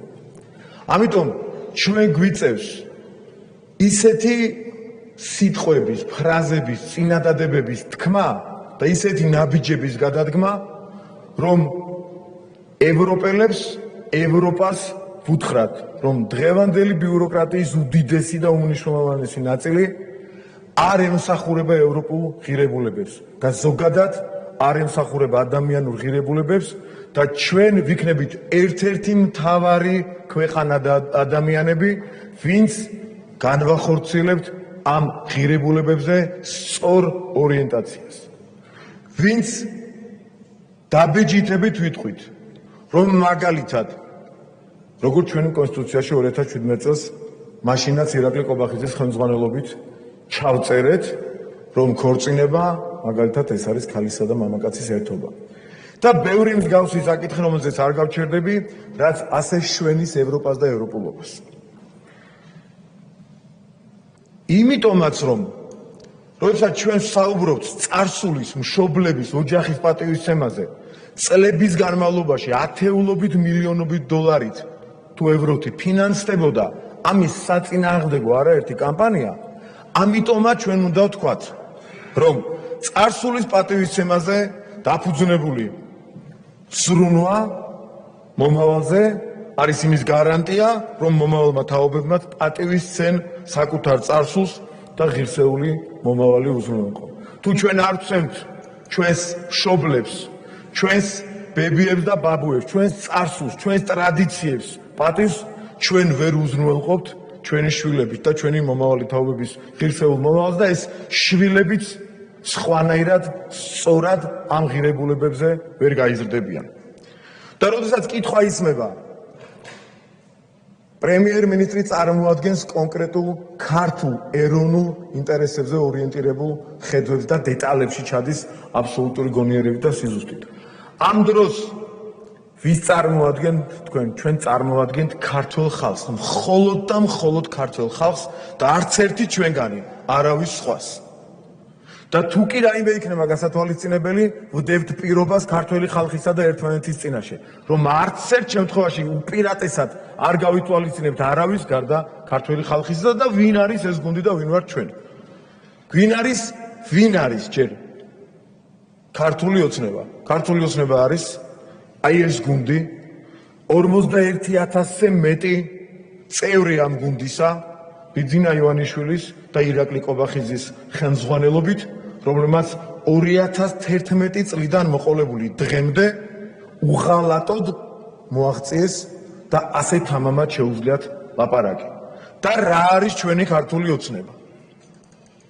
როდესაც ისევ გავიმეორებ, ირაკლი ყობახიძის იმ სიტყვებს უსმენთ, რომელიც ორიენტირებულია დემოგრაფიაზე, კორუფციის აღმოფხვრაზე და ასე შემდეგ მსგავს ეროვნულ საკითხებზე. რა პრიორიტეტები გვაქვს? ამ კითხვაზე პასუხამდე რომ მივიდე, რამდენიმე საკითხს ძალიან მოკლედ შევეხები და შემდეგ ძალიან კონკრეტულ პასუხს გავცემ ჩემივე დასმულ ამ კითხვას. ჩვენ რომ ვილაპარაკოთ ასევე თამამად მიღწეულ შედეგებზე, სულ რამდენიმე ფაქტობრივი მოცემულობა. პირველი, ჩვენ დღეს თუ კი ეკონომიკაზეა საუბარი, ჩვენ დღეს პირველ ადგილზე ვართ ევროპაში ეკონომიკური ზრდის მაჩვენებლით. ამაზეც რომ გველაპარაკა, ჩვენ 5-6 წლის წინაც კი რომ ჩვენ ვიქნებით პირველ ადგილზე ევროპაში ეკონომიკური ზრდით, ალბათ ესეც ჯერ ერთი გასაბედი ამბავი იყო, რთული საპროგნოზო იყო, მაგრამ ჩვენ ეს შევძელით. და ალბათ ამასაც მარტივად არ შეხვდებოდნენ და რა მოყვებოდა, რა კაკაფონია მათი მხრიდან, ალბათ ძნელი წარმოსადგენი არ არის, ვინც ასე გვაკრიტიკებს, მათ შორის განსაკუთრებით უცხოელების დავალებით. მეორე, ჩვენ პირველ ადგილზე ვართ მსოფლიოში ბიუჯეტის გამჭვირვალობით. მხოლოდ პირველ ადგილზე საუბრობ, პირველ სამბაურს და ათეულს რაღაც მონაცემებით რო ვართ, იმას საერთოდ არ ვეხები ამ შემთხვევაში. და ერთიც უნდა ითქვას, ძალიან მნიშვნელოვანი წინსვლა გვაქვს კორუფციასთან ბრძოლის თვალსაზრისით და გვაქვს ჯანსაღი და აბსოლუტურად რეალისტური ამბიცია, რომ აქაც ვიყოთ მსოფლიოში მოწინავეები. იმიტომ რომ ჩვენ ამისი შედეგები გარკვეულწილად უკვე დავდეთ და ყველა საჯარო მოხელეს და ყველა ადამიანს, რომელსაც აქეთ თვალი და ხელი გაურბის, უნდა ვუთხრათ აუცილებლად, რომ არაფერმა შეიძლება ომზე არ ვსაუბრობ, ომმა და ასეთმა მავნებლობებმა, რასაც მოგვიწოდებდნენ გარედან და რასაც აკეთებენ ჩვენი ეგრეთ წოდებული ოპონენტები, ამათ ოპონენტები არ ქვია, მათ ქვიათ აგენტურა უცხოელების ხელდასმული.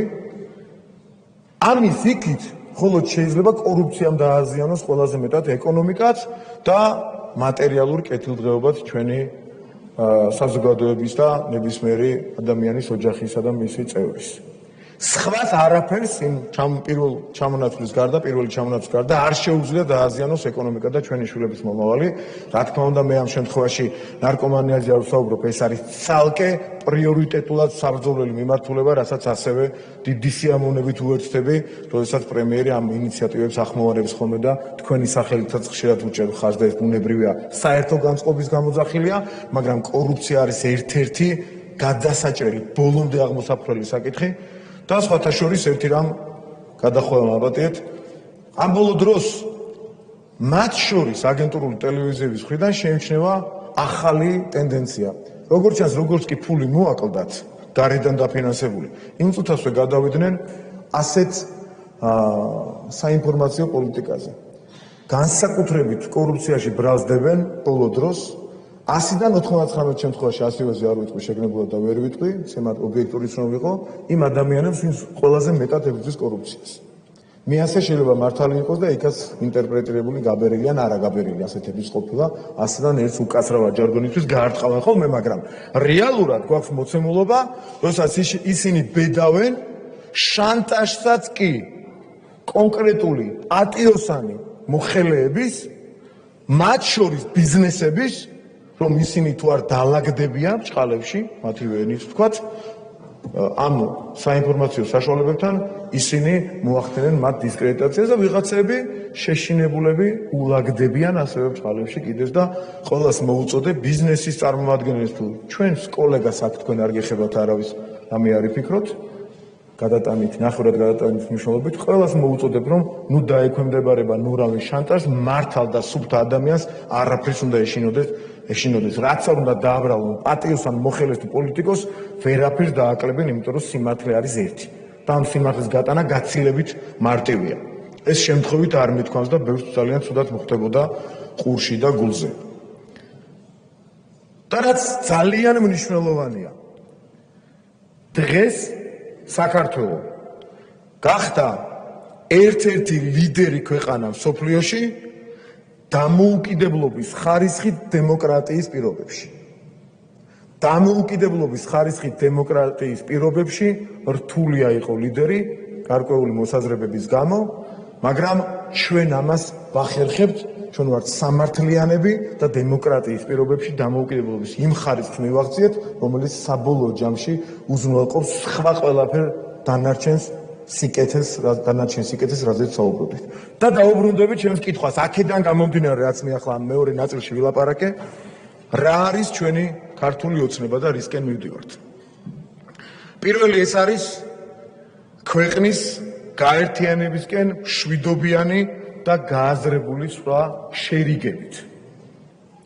ეს არის ასევე ეკონომიკის შეუქცევადი ზრდა და ცხოვრების ღირსეული პირობები თითოეული მოქალაქისათვის. ეს არის ეროვნული ღირსების და იდენტობის გადარჩენა. ეს არის სამართლიანობა. ეს არის გრძელვადიანი მშვიდობა. ეს არის დემოგრაფიული პროგრესი, რაზეც ჩვენ ბევრი ვილაპარაკეთ და მათ შორის ბატონმა ირაკლიმაც. ეს არის ამაყი, ძლიერი და ანგარიშგასაწევი ქართული სახელმწიფოს მშენებლობა. მსოფლიოში ანგარიშგასაწევი სახელმწიფოს მშენებლობა და ეს არის, რა თქმა უნდა, ფიზიკურად და სულიერად ჯანსაღი საზოგადოება. აი ეს არის ჩვენი ქართული ოცნება, რომელსაც აუცილებლად ავიხდით. ძალიან დიდი მადლობა.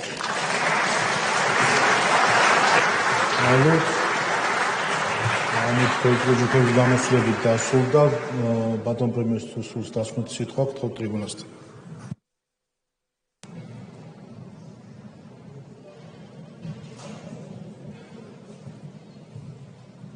ბატონო თავმჯდომარე, კოლეგებო, დიდხანს აღარ შეგაწყენთ თავს, მინდა უბრალოდ მადლობა გადაგიხადოთ. პირველ რიგში მადლობა მინდა გადაგიხადოთ ნდობისთვის, რომელიც თქვენ გამოუცხადეთ საქართველოს მთავრობას ჯერ წელიწადნახევრის წინ, გასული წლის თებერვალში და შემდეგ ნახევარი წლის წინ საპარლამენტო არჩევნების შემდეგ ყველა ეს საქმე, რომელიც დღეს წარმოადგენთ თქვენს წინაშე, ეფუძნება სწორედ იმ ნდობას, რომელიც საქართველოს პარლამენტმა გამოუცხადა საქართველოს მთავრობას. აქედან გამომდინარე, კიდევ ერთხელ მინდა თქვენ ნდობისთვის გადაგიხადოთ მადლობა და მადლობა მინდა გადაგიხადოთ იმისათვის, რომ ჩვენ ყველა ერთად ვაკეთებთ საერთო საქმეს, ეს არის ჩვენი ქვეყნის საერთო საქმე, ეს არის ჩვენი ეროვნული ინტერესების დაცვა და სწორედ ამ გუნდის ერთიანობამ, ერთად დგომამ, საერთო გადაწყვეტილებებმა განაპირობა ის, რომ დღეს ჩვენი ქვეყანა ამაყობს თავისი დამოუკიდებლობით, თავისი სუვერენიტეტით. დღეს ჩვენი ქვეყანა არის დამოუკიდებელი და სუვერენული, როგორც არასდროს და რა თქმა უნდა, ჩვენი სურვილია, რომ ყველამ ერთად განვაგრძოთ სრულა ჩვენი ქვეყნის წინსვლასა და განვითარებაზე. წინ კიდევ ძალიან დიდი ამოცანები გვაქვს დასახული და ჩვენი ერთიანობით აუცილებლად ყველა მიზანს მივახცევთ. კიდევ ერთხელ უდიდესი მადლობა ნდობისთვის, ხარდაჭერისთვის და დღევანდელი დღისთვის თქვენი ყურადღებისთვის. დიდი მადლობა.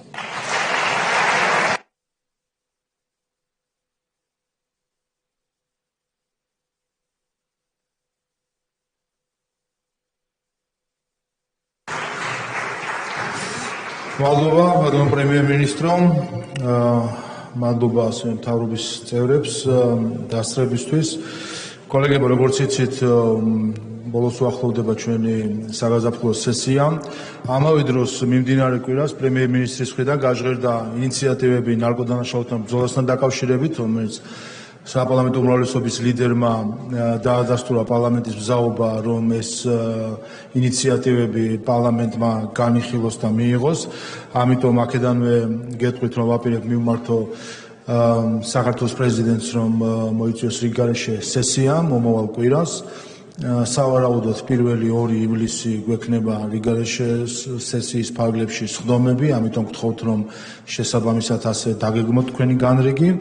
რაც შეეხება დღევანდელ დღეს, როგორც მოგეხსენება, დღეს ივნისის ბოლო პარასკევია და სრულდება საგაზაფხულო სესია, შესაბამისად საქართველოს კონსტიტუციის 54 მუხლის 1 პუნქტის საფუძველზე პარლამენტის საგაზაფხულო სესიას დახურულად ვაცხადებთ.